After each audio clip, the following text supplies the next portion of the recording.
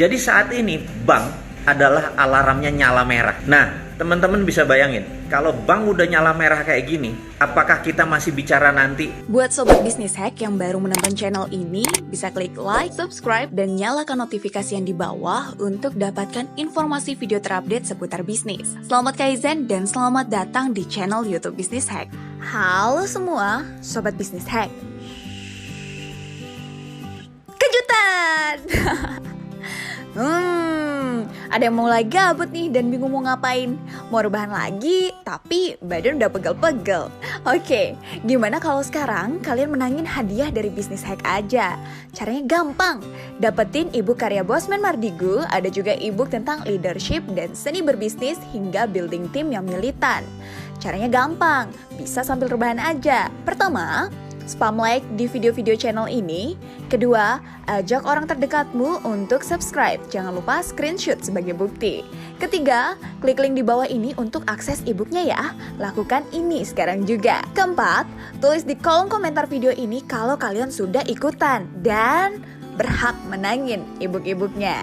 Lakukan sekarang juga karena e-book ini hanya terbatas untuk 1000 orang pertama saja. Ya, jangan sampai kelewatan ya. Ceria, Kaizen, Dildan. Tema hari ini sebenarnya belum kita bahas di tempat-tempat yang lain. Jadi ada kekhususan kalau Anda menonton YouTube, dari IG-nya Mardigu WP dan Bisnis Hack, informasinya selalu yang terupdate.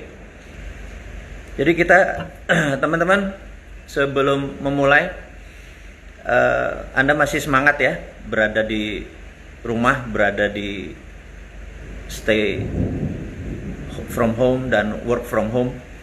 Saya tahu tidak semua bisnis bisa dikerjakan dari rumah dan tidak semua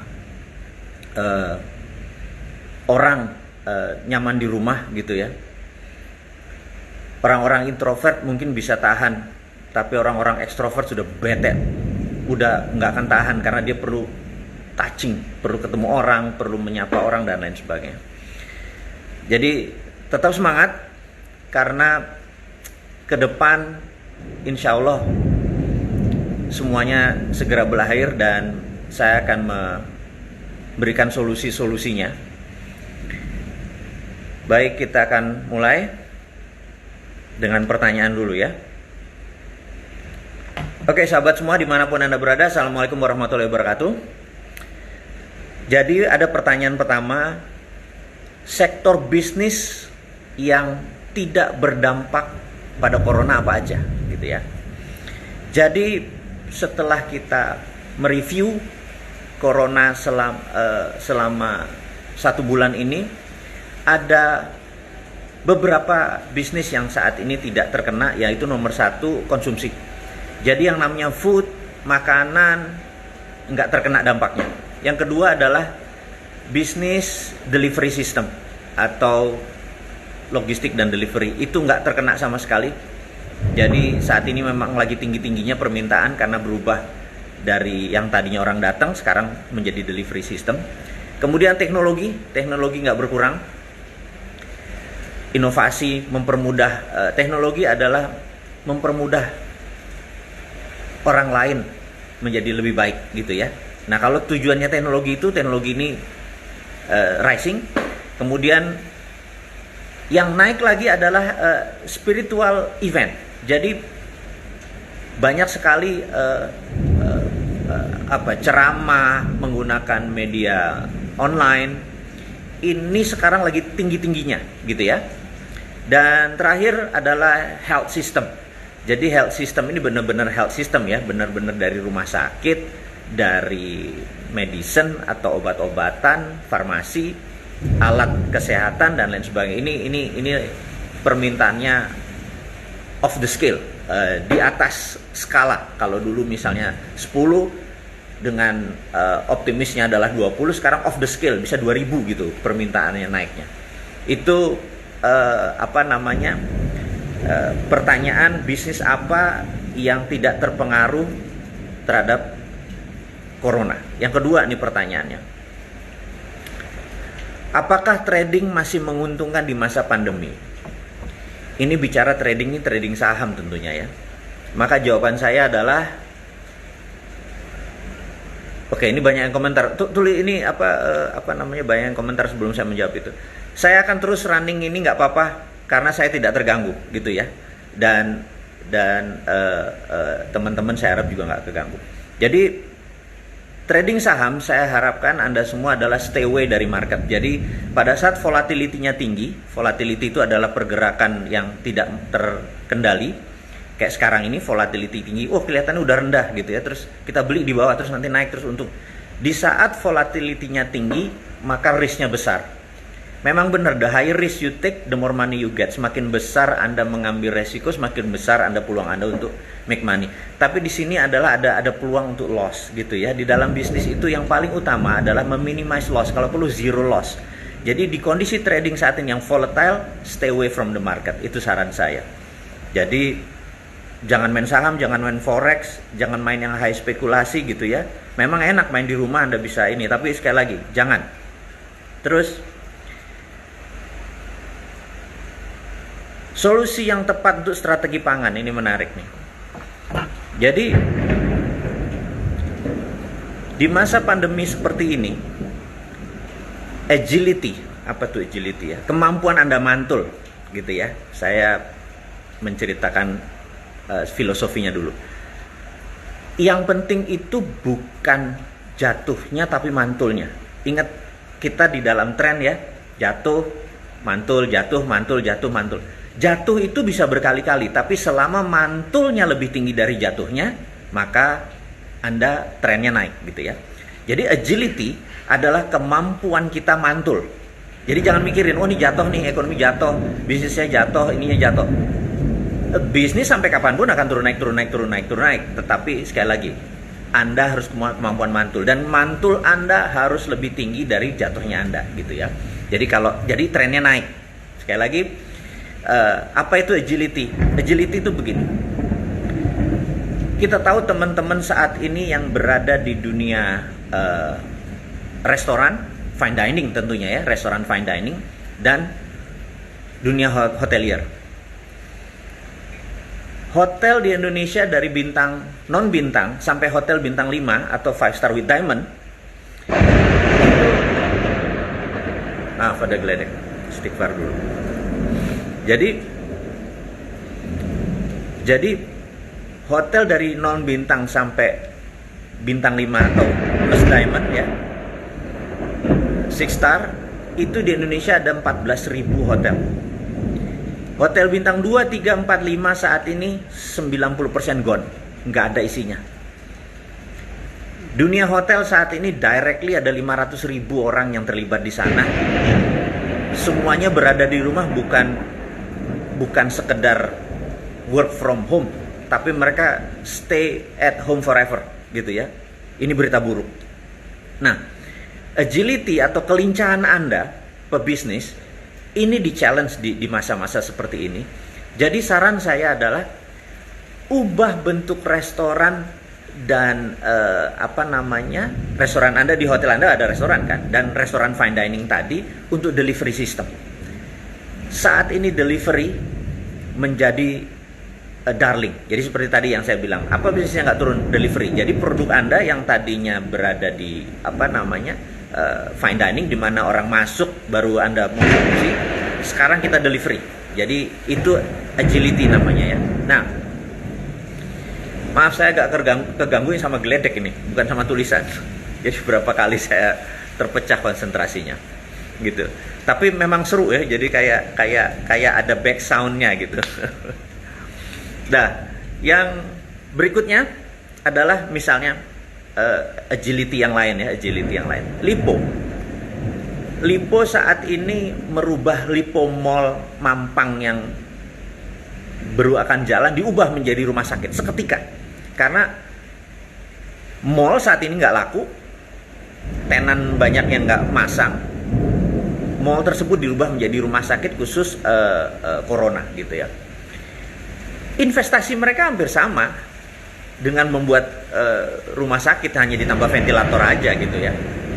Dan ini terlihat bahwa kemampuan agility dia luar biasa. Nah, mungkin yang terakhir, Esteller 77 melakukan terobosan yang menarik. Dia tutup beberapa gerai dan dia merubah menjadi frozen food namanya. Jadi bisnisnya dia adalah deliver frozen food gitu ya. Jadi teman-teman, itu namanya agility di masa kita lagi down seperti sekarang. Astagfirullahaladzim, ini menarik ini. Saya baru sekali ini berbicara benar-benar kayak ada peluru lagi lewat gitu ya. Tapi ya itulah dramanya kita. Jadi petir dan lain sebagainya membuat muatan rasa acara hari ini. Oke teman-teman, itu pertanyaan-pertanyaan dulu. Tapi seperti kebiasaan saya, kalau saya sudah hampir 6 bulan, setiap Rabu jam 4 sampai jam 6 kita mengadakan rebuan. Nah, tradisi rebuan ini adalah saya mencurahkan sesuatu yang sebenarnya nggak bisa online. Jadi saya nggak bisa ngomong di video, saya nggak bisa ngomong di tulisan, karena kadang-kadang bendanya ini belum jadi. Forecastingnya ini datanya belum lengkap. Tetapi saya karena nakal, saya kadang-kadang memberi informasi duluan. Dan bagi teman-teman yang sering rebuan, maka akan melihat bahwa saya menebak sesuatu tuh jauh-jauh sebelum kejadian gitu ya.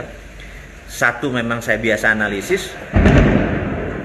Dua, saya memang penggemar data gitu. Jadi saya suka ngurek-ngurek data sebagai hiburan saya. Jadi mau itu YouTube channel, mau itu Google, mau itu apapun gitu ya, Facebook dan lain sebagainya, saya ada cara untuk mencari data. Nah, ini ada informasi yang sebenarnya datanya belum komplit banget, tetapi saya sudah bisa share buat teman-teman, di mana suara geledek dan petir tadi menambah drama informasi, jadi kelihatannya kayak wah serem banget gitu ya. Gak apa kan? Jadi baik, kita akan mulai dari pertama adalah uang di bank. Ini video kalau nanti didengar oleh pejabat bisa gemeteran, tapi selama fakta kita harus mengungkapkan. Nggak boleh ada dusta di antara kita. Kita akan bicara fakta. Uang di bank saat ini adalah 5.500 triliun, namanya dana pihak ketiga. Jadi uang nasabah sekali lagi namanya dana pihak ketiga. Nah, itu mengkonfirm. Kemudian menarik. Neduh dulu, benar. Saya nggak tahu di daerah lain apakah lagi hujan apa enggak, tapi di sini dar-der-dor gitu ya. Dan saya berada di lantai atas, jadi dekat sekali sama jendela dan dekat lagi sama ini gitu. Ini oke, kita lanjutkan. Jadi uang di bank di seluruh Indonesia ada 5.500 triliun. Saat ini LDR itu bukan long distance relation ya, tapi loan to deposit ratio gitu ya. Nah, 90%. Oke, tuh dibenerin lagi tuh sama semesta bahwa uang 5.500 uang 5.500 triliun yang keluar adalah 95%, alias hanya 5% uang ada di bank gitu. Nah, yang jadi pertanyaan adalah, tuh dengar pertanyaan. Yang jadi pertanyaan adalah, apa yang terjadi kalau 10% deposan menarik uangnya untuk membeli emas misalnya ya. Ini sekali lagi, saya kayaknya lebih enak nih membeli emas. Anda cabut membeli emas. Anda tahu bank itu kolaps. Mau itu bank BUMN gitu ya, mau itu bank komersial di Indonesia biasa, ini tinggi sekali. Apalagi bank BUMN, karena proyek infrastruktur itu memerlukan deposit, dalam tanda petik memerlukan jaminan. Dan kebanyakan proyek-proyek tadi dipindahin ke sana. Jadi uangnya tadi dipindahin ke sana. Nah, teman-teman, sahabat semua, saya mau ulangi lagi. Ini sengaja saya pelan, saya ulangi biar Anda meresapi banget ditambah suara geledek tadi. Jadi ingat, uang di bank adalah, fungsi bank adalah menerima dana dari masyarakat dan menyalurkan kembali ke masyarakat, gitu ya. Dan proyek-proyek negara.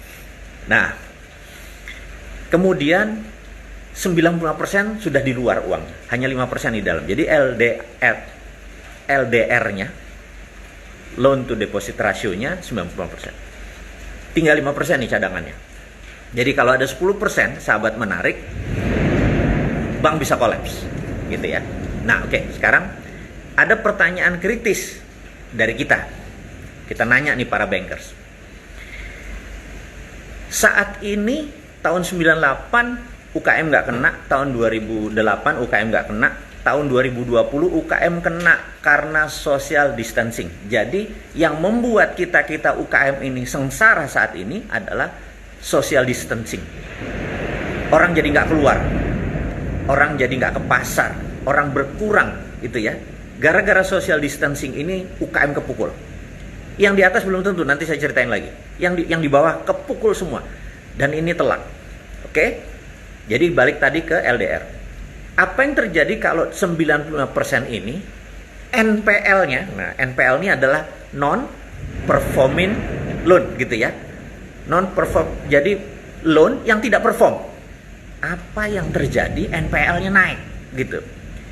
Menurut saya, feeling saja, ini sekali lagi bukan data, sekali lagi, kalau feeling saya bilang feeling, kalau data saya bilang data. 30% kolaps. Ini yang saya harus menyatakan apa adanya. Jadi saat ini bank adalah alarmnya nyala merah. Nah, teman-teman bisa bayangin, kalau bank udah nyala merah kayak gini, apakah kita masih bicara nanti, oh bagaimana bisnis setelah corona? Sahabat semua, jangan-jangan nggak ada bisnis setelah corona, gitu ya. Sekali lagi, ini harus kita kasih tahu lagi. Kemudian retail shop, bank sudah selesai ya. Jadi bank sudah selesai. Saya ulangi lagi biar paham, karena nggak banyak teman-teman yang mengerti dunia banking. Saya di awal karir saya, setelah ini adalah di bank dulu, baru saya berwirausaha, gitu ya. Dan supaya teman-teman ingat, supaya teman-teman tahu bahwa si Sontoloyo ini kok bisa ngomong bank, gitu ya. Posisi saya dulu adalah di treasury. Treasury departemen itu begini. Kalau orang punya uang banyak, taruh di bank. Kalau bank punya uang banyak, taruh di treasury. Treasury adalah where the bank make money. Di portfolionya sinilah kita mainin, ini ke sini, ini ke sini, ini ke sini, gitu ya. Salah satunya adalah kredit. Nanti ada high yield fund, ada obligasi dan lain sebagainya. Itu terlalu detail nanti, terlalu panjang. Melelahkan. Jadi di posisi saya kadang-kadang di posisi foreign exchange atau bursa, dulu masih boleh main saham, ada RMDS, Reuters moneternya untuk trading dan lain sebagainya. Jadi investment banking saya paham sekali. Balik lagi, jadi apa yang terjadi kalau NPL atau non performing loans-nya 30%, gitu ya. Saya melihat ini menjadi national threat. Dan saya melihat saat ini pejabat negara belum ada simulasi atau latihan untuk mengatasi kalau hal ini terjadi. Atau jangan-jangan nggak tahu. Jadi mudah-mudahan video ini atau IG ini adalah informasi awal, alarm buat negara supaya terselesaikan. Yang kedua adalah dunia hotelier, dunia leisure, dunia travel. Itu ada 13 juta direct indirect orang yang hidup di sana. Jadi kita tahu ojol ada 2 juta. Ojol ini kenceng sekali meminta haknya, gitu ya. Saya nggak tahu apakah mereka memenuhi kewajibannya, tapi asal saya pesen ojol, saya kasih tambah lebih, gitu ya, untuk menolong mereka. Tapi ada saudara kita di dunia leisure, travel, hospitality, itu 13 juta. Saat ini turun 90%. Dan ini menimbulkan kerawanan yang sangat parah nantinya, gitu ya. Dan terakhir, sebelum saya kupas ini semua, supaya ini jangan dianggap saya nakut-nakuti, saya hanya membuka fakta aja, supaya kita berpikir bahwa hidup nggak sesederhana para motivator bilang, ayo dong kakak, semua bisa. Saya enggak, saya bilang saya akan menceritakan fakta. Yang terakhir adalah retail shop. Jadi Zara, H&M, Debenham di Eropa 4.000 toko tutup dan tidak berencana membuka lagi. Kita bicara agak pahit nih. Di Eropa 3 bulan akan lockdown, mereka yang bayar rental aja nggak bisa. Jadi mall di Indonesia, di Jakarta terutama, bisa kosong nih. Karena berapa lama kita akan melaksanakan PSBB semi karantina ini? Dengan lihat growth dari pertumbuhan orang terpapar corona sangat tinggi. Jadi retail shop akan habis-habisan, akan ancur-ancuran. Sekali lagi, yang saya ceritakan adalah negatifnya. Anda langsung lihat, oh sisi lainnya adalah positif gitu ya. Berarti shopping online, dunia fashion akan menjadi solusi. Ambil, itu yang saya maksud. Terus teman-teman yang tadi di dunia yang hampir 13 juta tadi di dunia direct indirect ya. Jadi leisure, travel, hospitality, hoteliers dan lain sebagainya itu 13 juta di Indonesia. Ini akan menjadi masalah baru. Nah, kemudian terakhir adalah industri manufaktur. Nah, dipastiin lagi industri manufaktur. Industri manufaktur kita sudah drop at the lowest level karena bahan bakunya tidak ada. Garment bahan bakunya misalnya import dari negara tertentu sekarang hampir shutdown semuanya. Nah, teman-teman, jadi itu yang terjadi di Indonesia saat ini. Saya dengan adanya informasi ini, saya malah nggak bisa bilang kita harus begini gitu ya. Saya cuma bisa bilang kemampuan Anda melakukan rebound atau melakukan simulasi-simulasi kelincahan tadi, itu yang saya tantang. Saya nggak bisa ngajarin Anda pasti lebih pinter. Saya lebih cuman mengingatkan, sahabat semua, ke depan saya nggak ngelihat cahaya kalau hal ini semua terjadi. Tapi kita harus punya solusinya. Kayak tadi, retail shop begini, berarti Anda sudah harus bermain pakai online gitu ya. Nah, teman-teman, ini di ujung diskusi. Jadi tadi pertanyaan pertama dengan pertanyaan, kedua dengan saya menceritakan fakta yang buat teman-teman berpikir, dan terakhir, Bosman ini ideolog, Bosman ini pemikir atau pengkritik gitu ya. Jawabannya adalah saya bukan itu semua. Saya ini adalah orang yang benar-benar ingin membuat perubahan di Indonesia ini.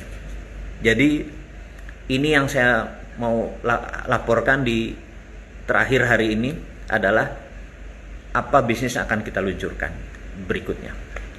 Begini kira-kira sahabat semua. Anda semua tahu bahwa saya ini beserta teman-teman sahabat saya, ada Mas Satya dan lain sebagainya, kita membuat Sironium gitu ya. Sironium ini adalah berangkatnya adalah dari perasaan kita terhina ya, insult sama Bitcoin. Karena Bitcoin tahun 2016-2017 transaksinya itu hampir 1 triliun. Bayangin, kita bilang gila gede banget ya 1 triliun uang dikeluarin dari Indonesia gitu. Sementara Bitcoin itu kan tidak menggunakan underlaying. Dia cuma pakai algoritma, ketemu sebuah rumus, diciptakan 21 juta Satoshi, kemudian kuncinya dibuang, orang bermain menjadi limited edition. Menjadi numismatik, menjadi limited. Sesederhana itu. Tahun 2009 dan sekarang baru 10 tahun, baru 11 tahun. Saya kepikir, kenapa nggak kita membuat currency sendiri tapi pakai underlaying gitu ya. Kita pakai underlaying emas beneran. Kemudian saya secara pribadi dan teman-teman mendepositokan sedikit emas gitu ya sebagai underlaying dari transaksi kita. Kemudian kita mempelajari tentang dunia blockchain waktu itu. Tapi ini sekarang kita udah lewat. Kita tahu bahwa Bitcoin adalah blockchain bukan Bitcoin. Jadi oke, kita semakin paham. Kita launching, kita luncurkan. Tapi nggak lama kemudian Bank Indonesia ngeluar peraturan, kita disemprit Bank Indonesia yang menceritakan bahwa di Indonesia mata uangnya hanya rupiah. Jadi tidak boleh ada mata uang lain. Kita bilang, lah kalau Bitcoin bukan punya Indonesia. Agak bingung kita.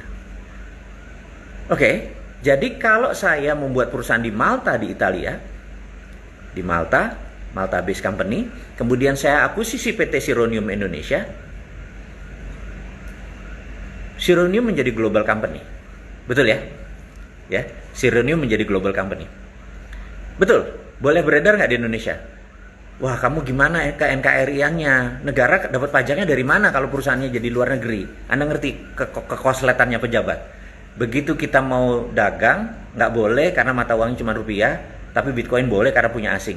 Tapi begitu kita buat perusahaannya di Malta, kita akuisisi 100%, perusahaan ini dibilang nggak NKRI karena nggak dapat pajaknya. Saya bilang, Arab mau apa sih gitu ya? Jadi itu benar-benar bingungin gitu ya. Mbok didiamin aja daripada duit 1 triliun hilang ke mana, ke negara lain, kan mendingan 1 triliun ada di Sironium, rumah yatim Indonesia seenggaknya jadi tajir gitu ya. Itu hanya ini aja pengandaian waktu itu. Oke, itu sudah masa lalu. Kemudian ke NKRI-an saya tetap muncul gitu. Ke NKRI-an saya gak bisa nih. Saya harus melakukan sesuatu gitu ya. Nah, singkat cerita, brainstorming terus mencari solusi.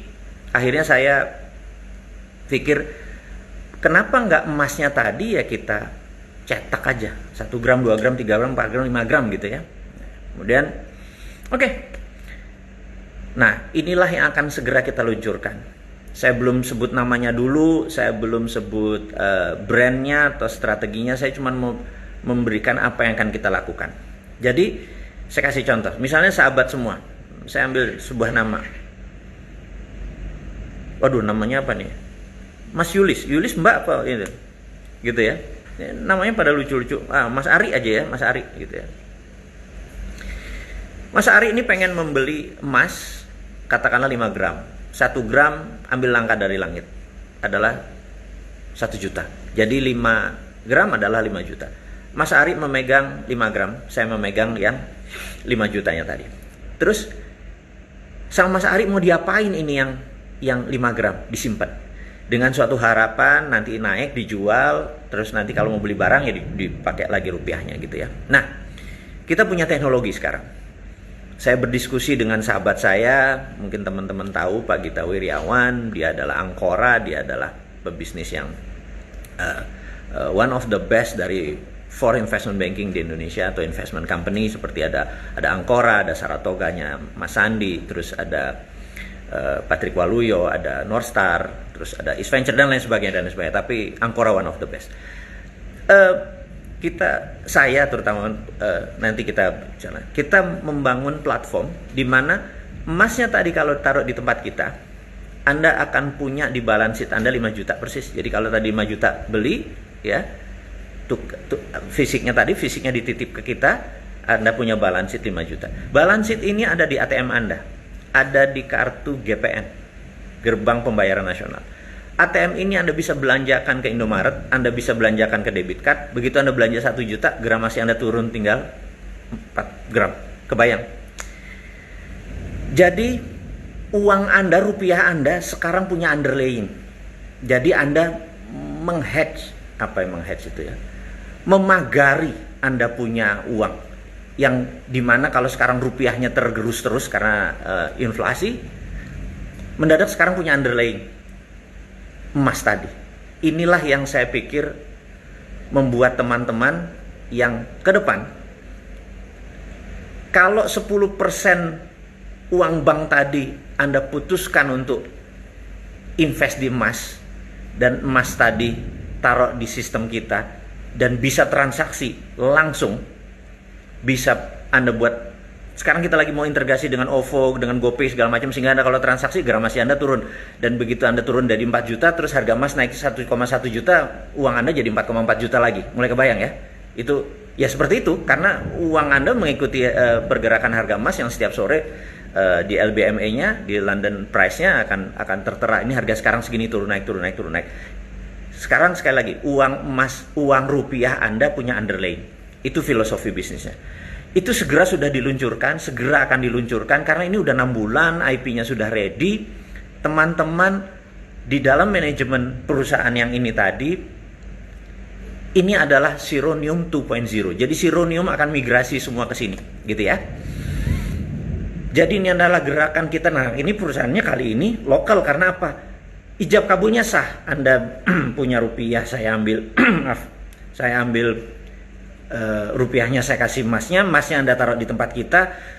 Statusnya semuanya jual beli, jual beli, jual beli. Ini bukan investasi bodong, ini bukan ada bunga di sini, nggak ada. Dan hanya pakai platform dari IPayMu, payment gateway-nya untuk seluruh sistem ini. Dan itu yang punya Pak Gita Wirjawan dan Mas Keke, sahabat saya. Inilah yang akan menggunakan, Anda bisa jalan di seluruh ATM.